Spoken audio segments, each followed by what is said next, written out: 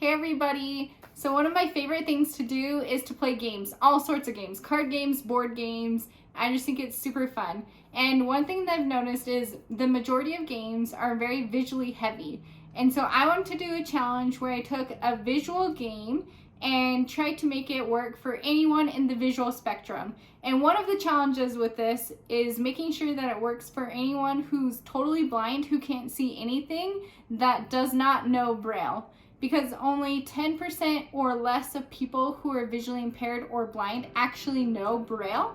And so I wanted to make a game where even if you didn't know braille, you could use this game. So I got a braille Uno, which is fantastic because it already has a braille on it. So for people who do know braille, they can use the braille, but then we're gonna take the cards and we're gonna totally modify them and make it work, or hopefully work, for anyone in the visual spectrum. So first we're gonna create it. I have a design that I have in mind, I've thought through, and we're gonna see if it works.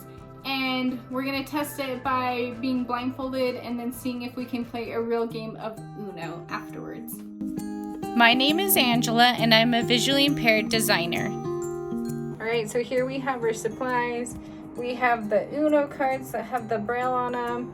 I have a package of little numbers that I got on Amazon. I have some stars. These will be used for special cards like draw 2 and draw 4, paintbrushes, and some white paint. So here's the Uno cards. It has braille on the packaging, which is cool.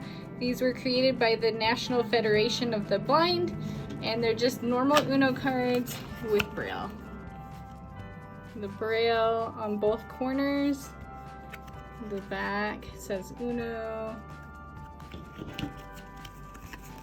These make them a little thicker.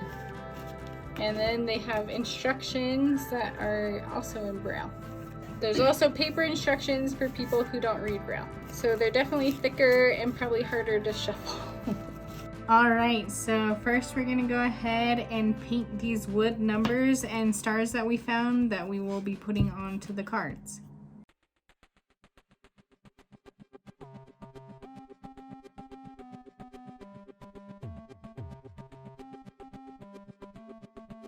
Alright, now we have our numbers and stars painted white. They have an adhesive back on them. So we're just going to take the cards and we're going to take the numbers and stars and put them on the cards. And they match really nicely. They're actually almost the exact same size, which is kind of ironic and convenient. So we're going to go ahead and do that now.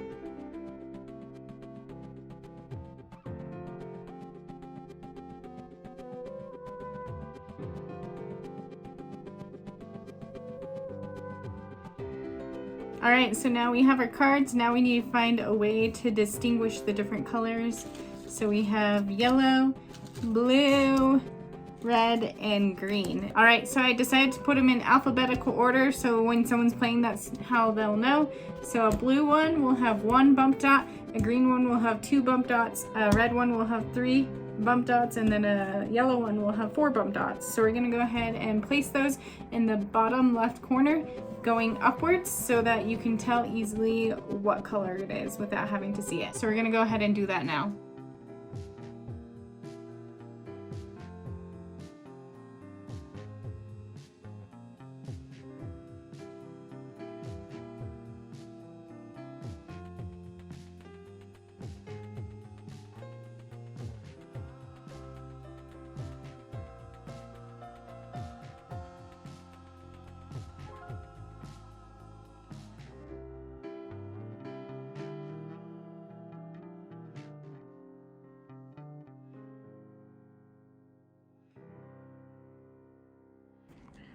Alright, so our last step is to take these special cards that we've put stars on and cut them in different ways depending on what the card is, so that when we're touching it tactily, we will be able to tell what it is.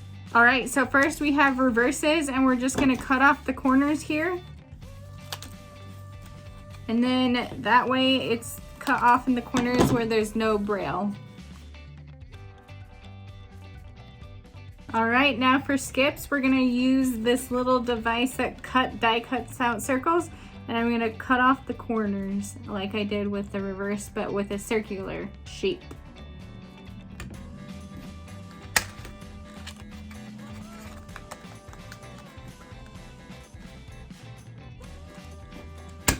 So that's what it will look like with the circular corner cut off.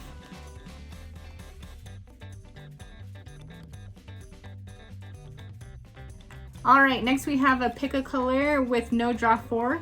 We're just gonna leave these without cutting them or anything because the other ones have cutouts, so this one can just be the normal card with just the braille and the star on it. All right, next we have +2 drawing cards. So these we're gonna put 2 squares that are cut out on the sides. Is that noticeable enough? Yeah, I think that will work.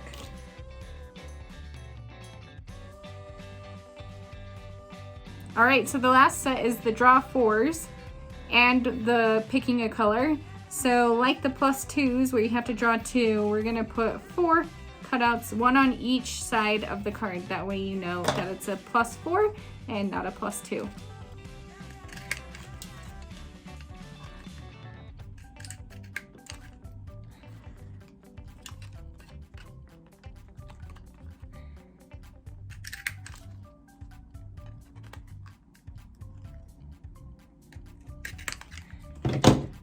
So then each side has a cutout, so you can tell that it's a +4. All right, so here's the end result, one of each of the different kinds. So we have the number cards, we have blue, green, red, and yellow with their bump dots, and then their numbers are on here that are tactile. All right, then we have the special cards. The pick a color has no cutouts with a star. The +2 has a cutout on 2 sides that are square. Then we have square cutouts for the +4 on each side with a star. I have the skip with a circular cutout in 2 corners, and then the reverse with a straight cutoff with a star. In the next video, we'll be playing this game and trying it out to see how this prototype works. So make sure to subscribe to my channel below and turn on the notification bell so that you can see when we post that video. It's going to be a lot of fun to try out this game.